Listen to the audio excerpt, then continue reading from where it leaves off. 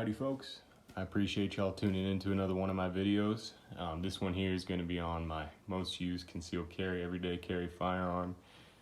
Fantastic handgun, Polymer80 Glock 19 build. Before I get into it, just want to let everybody know one of the reasons I haven't been doing my TAC 12 series of videos or haven't posted any update therein is actually one of the people that was going to be involved with me, my best friend Joey. Part of my life, you know, since high school, great man. Unfortunately, he killed himself March 3rd.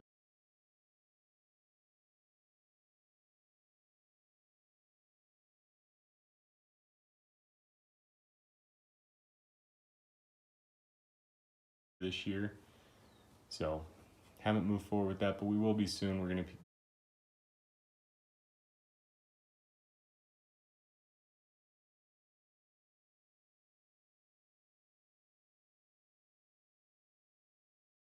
keep going with that. Me, Aiden, probably get my cousin in on it, some other people, but we'll keep you guys up to date on that.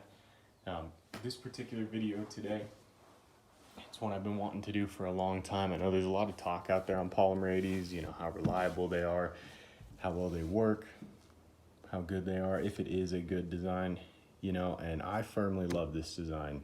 Quite frankly, it's one of my favorite designs. I like the fact that it has a 1911 grip angle.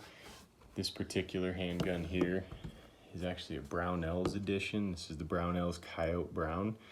And this grip that Brownells has, this aggressive texture, I just love it. It's much more like shark skin or like manta ray skin. If you've ever held like an old katana, some of the wraps they use feel exactly like this, looks like it. So I'm a big fan. The upper on this particular handgun is from 1993. You can see there on the serial number. And I actually decided to serialize the frame on this guy, hit it with you know, just a hammer and a punch. I made a jig for it, kind of like a bucking bar if you were gonna run rivets on an AK.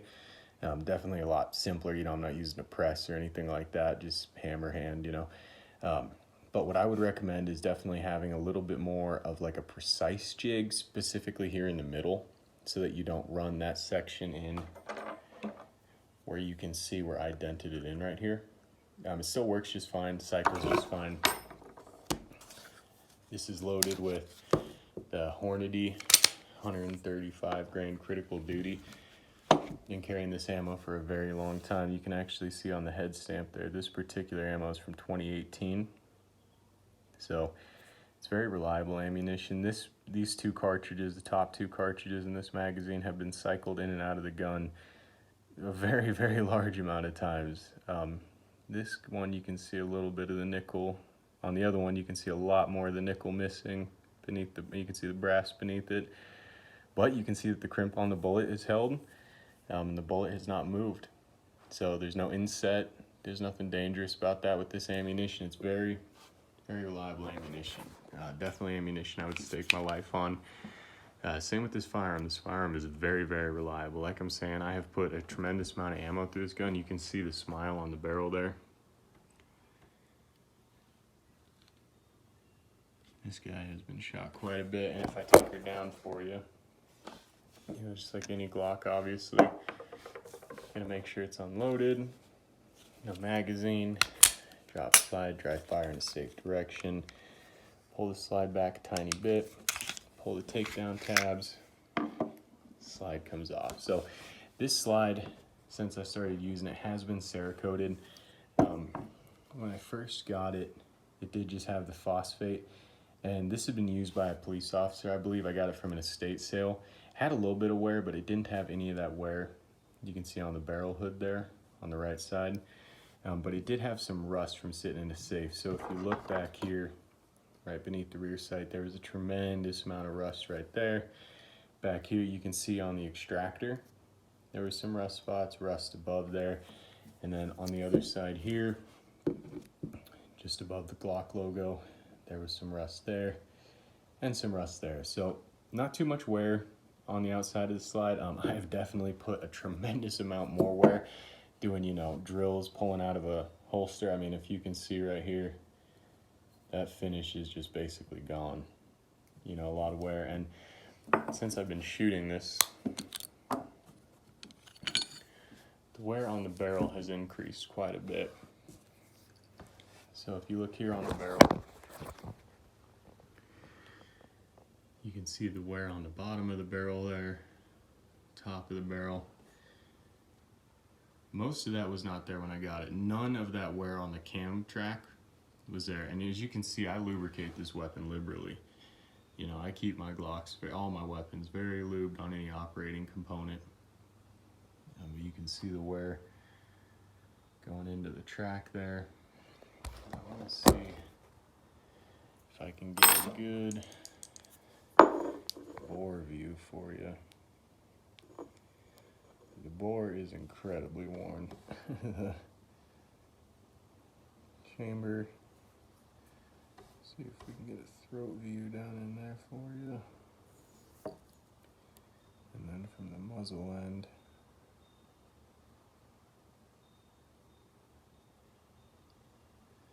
It's pretty hard for me to get a good view for you, but it is frosted very hard in there.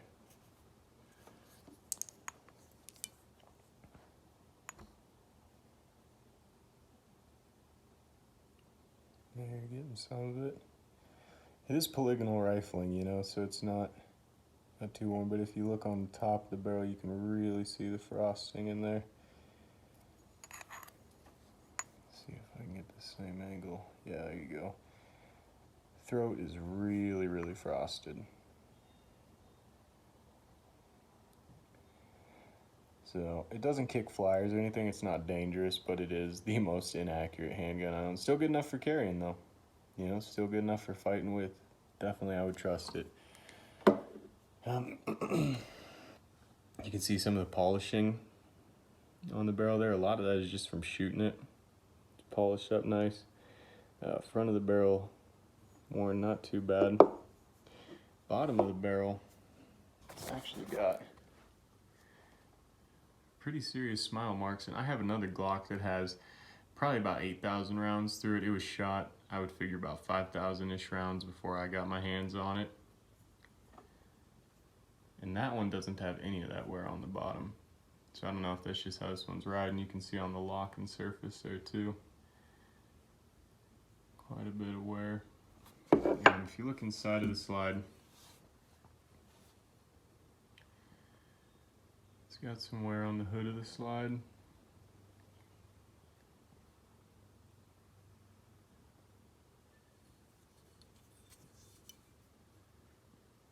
The locking surface on the slide. Hold on, folks. I gotta hit my beer. Little drink pause. Shout out to Coors today. Batch 19. Fantastic beer. You know, thirst quenching.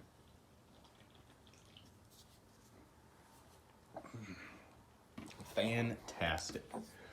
So, again, tremendous Cerakote wear on there. Cerakote's a great coating, but it will wear like any other. It's not impervious, you know.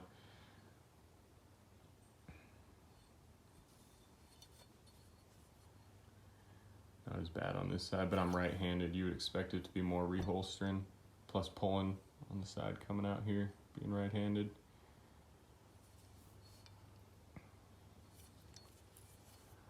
Locking surface wear. See if I can get that zoomed in. I was gonna shoot this outside today, but the wind and the rain kicked up.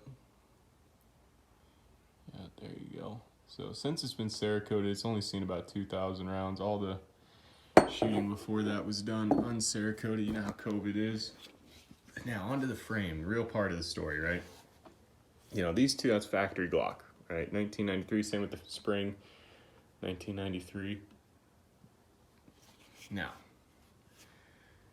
frame here is where it gets interesting. On the right rail, there's quite a bit more polishing than on the left rail. No deformation though, no divot at all. The rear rails, there's a little bit of flecking when it comes to the nickel, but nothing coming off. The striker is not wearing on the sear, the cruciform there. It is a dot sear. Got really, really nice trigger pull on this particular handgun. In fact, that's something I want to show you real quick. Trigger pull on this particular handgun is the nicest of any Glock I own. In fact, before I put it back together, let me show you this. This is the Suarez Tactical Striker. If you look down in there, it's rose colored, but all that rose is worn off on the front there where it's just polished itself. And after all these years, that polishing has made that striker so incredibly nice. You can really see how much polish there. And here, obviously, show clear.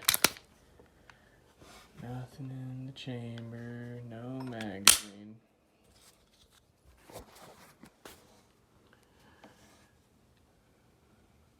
This is a factory trigger, right? Factory trigger with that Suarez Striker. God, I hate how this thing does not focus. So, normal take up, hits the wall, instant break. It is so incredibly nice. And that reset, right there.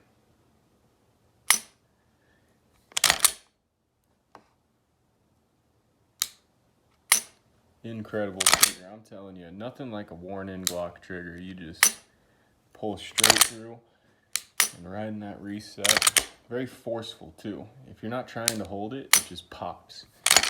You know, if you're trying to watch the reset,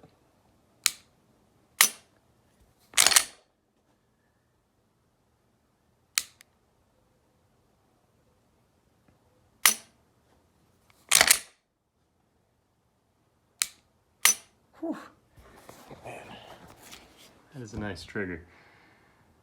Fantastic handgun. Absolutely fantastic handgun. I'm a big fan of that texture. Big fan of the grip angle. Again, 15,000 rounds, that is just a supreme service life. You know, I mean, for what I charge or what I paid for that frame, the amount of these frames that I have, I'm incredibly happy with it. Having used one of these in self-defense, I do recommend you have some serial numbers on there. It just makes it easier for the cops. You know, they're not gonna fucking know if it was from a gun store or if you put them on there yourself. Either way, it shouldn't be illegal. Where I'm at, it's not illegal to put the serial numbers on yourself. One thing I wanted to talk about with the accuracy of this weapon system. So, if you look on this particular pistol here, you can see the hood of the barrel. When I push in on it,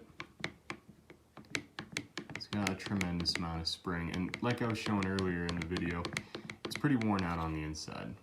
You know, even if you can't see that inside too well, you can clearly see the wear on the outside, and you can see that there's no question this thing is seeing well over 10,000 rounds. And that is pretty much the service life for the barrel. Like I'm saying, it is acceptable. You know, I would not be threatened to use this in self-defense. I would not be like, oh my God, you know, if I take this shot, I might end up hurting somebody. Any shot I might need, even like a headshot or something like that, I feel confident with this barrel, with this setup as it is. But it is very inaccurate. It is the least accurate Glock that I own, no question about it. So what I'm gonna do is break this sucker down. Take that barrel, say, thank you very much for your service. You know, appreciate it. Set it down respectful like, right? Then you grab this guy. This is a Silencer Co. or Faxon maybe. Yeah, Faxon. This is actually a Faxon fire fluted barrel. So it's a barrel I've had in my pile for a little while. I do own a suppressor this will work with, so I might end up doing that in the future. So we take protector off. It's got an O-ring on there, very nice. Drop it nice and gentle down in there. Pop that spring in there. Slap it on there. And now look at this. Now, you look at how much that barrel hood moves. Nothing. Literally no movement. So this is going to be a substantially more accurate weapon system. Well, not weapon system, right? Because it's the same thing. Just the firearm itself is going to be more accurate, because that barrel is not moving at all. I mean, compared to the trampoline that barrel was, is going to be much better. So that's how we're going to carry it. That's how we're going to shoot it now. And yeah, thank everybody for watching. I appreciate it if you guys see anybody in need in your life, reach out to them, let them know you love them. Be there for your people. And if you in particular are having a bad day, you're struggling, go reach out to somebody, and God bless all the people we lost, right? And let's all just keep carrying on. Y'all have a good day.